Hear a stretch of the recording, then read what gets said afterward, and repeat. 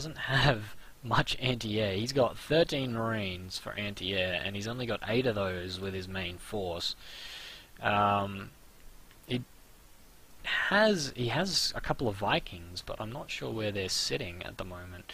There's, you know, one there, but you're gonna need a few. You're gonna need some firepower to take down that battle cruiser. Yeah, I don't know. Forces being spread a bit thin all over. More Vikings going up for both players. They might be a little worried about air forces on either side. There are definitely better choices for ground units, but for something that can take care of both, it's they're very nice. A couple of missile turrets going up for trumpet magic.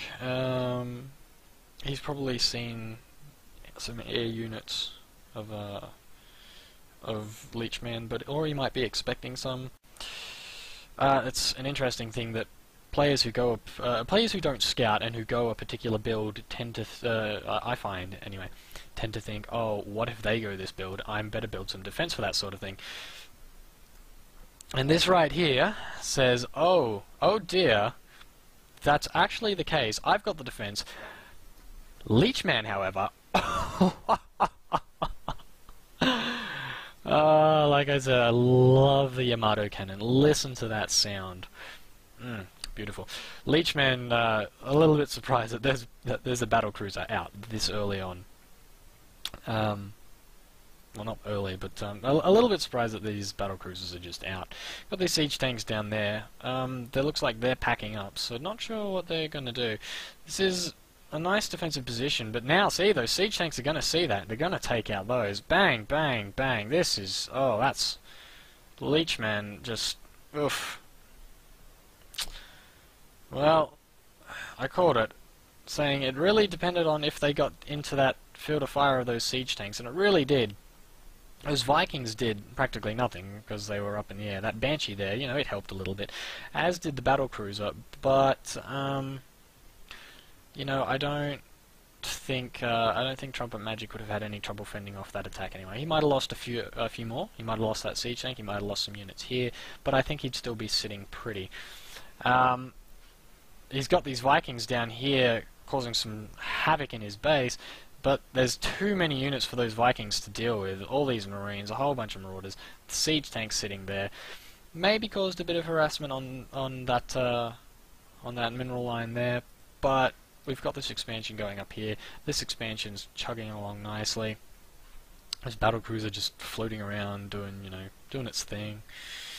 I don't know, maybe it'll go scout down here, whatever.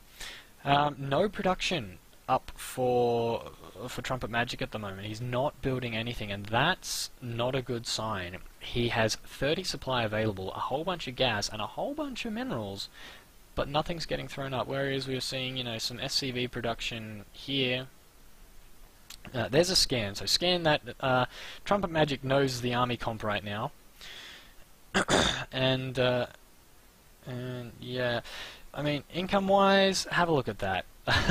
The income is that there is no contest as to who has the economic advantage here. It is clearly Leechman. He's in the 4 digits for his mineral income. He's got twice as much gas income as Trumpet Magic, and his harvester count is double, 34 to 17 over Trumpet Magic.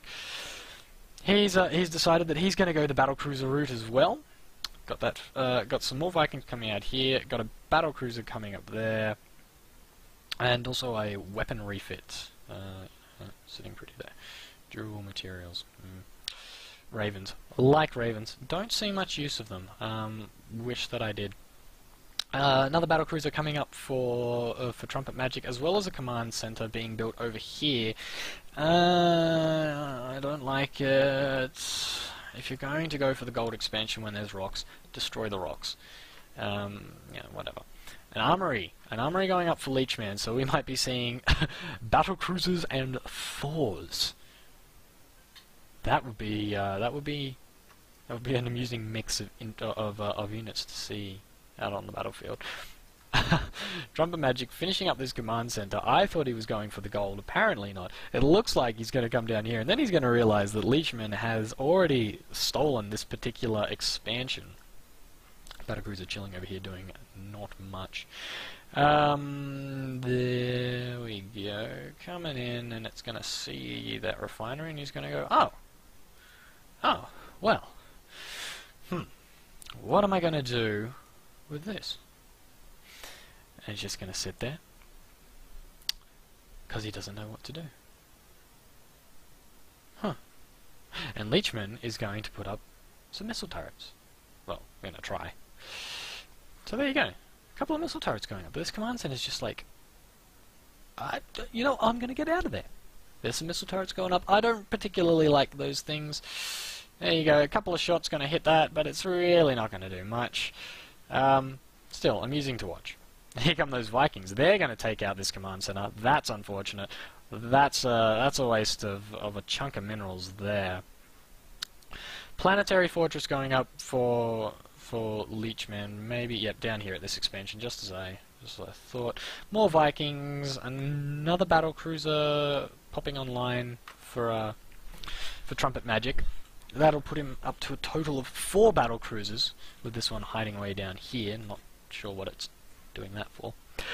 More missile turrets coming online for Leechman, and Terran ship weapons being researched as well. Armory getting thrown down for Trumpet Magic.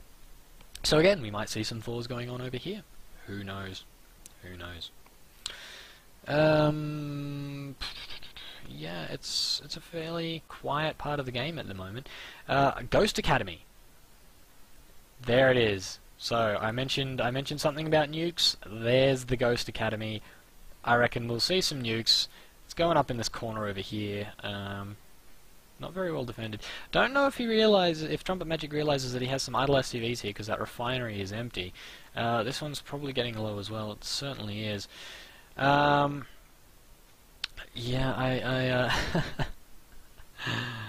yeah. Silo with nuke. Oh, this is going to be wonderful. Do we have any ghosts on the way? We don't. Having a look at the production tab. We've got a medivac on the way. Anyway.